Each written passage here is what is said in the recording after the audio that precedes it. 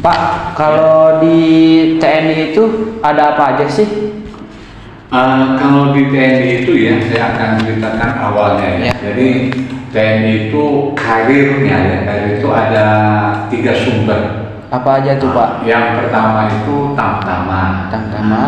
Yang kedua itu Bintara. Bintara. Kemudian ketiga itu adalah Perwira. Kemudian dari golongan Tamtama ke Bintara itu bisa misalkan dia dimulai dari Tamtama, dia akan bisa menjadi Bintara.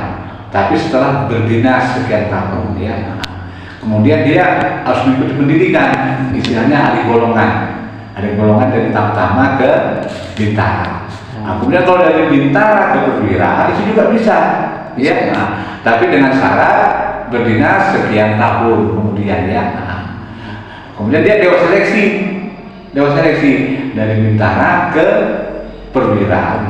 Dewas seleksi misalkan dia lulus, begitu pendidikan lagi. Pendidikan namanya itu sekolah secapa, sekolah calon perwira. Kemudian yang ketiga itu perwira. Jadi kalau perwira ini itu bisa pendidikannya yang pertama itu ada istilahnya akademi militer atau akmil itu di angkatan darat. Kemudian kalau di angkatan laut itu AAR, akademi angkatan laut. Kemudian kalau di udara itu akademi angkatan udara atau AAU.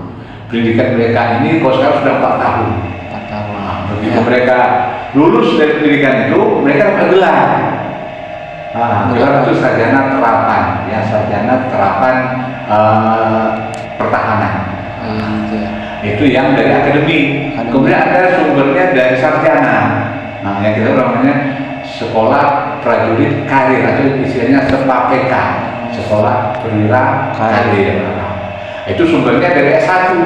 Dari S1 semua jurusan itu bisa.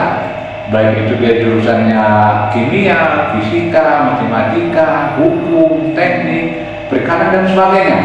Itu biasanya kalau dalam penerimaannya itu disebutkan. Misalkan tahun ini menerima sarjananya bla bla bla bla bla. Kira-kira begitu. Jadi sumbernya ada dari Tamtama, dari Bintara maupun dari Perwira. Baik Pak, terima kasih ya Pak. Ya.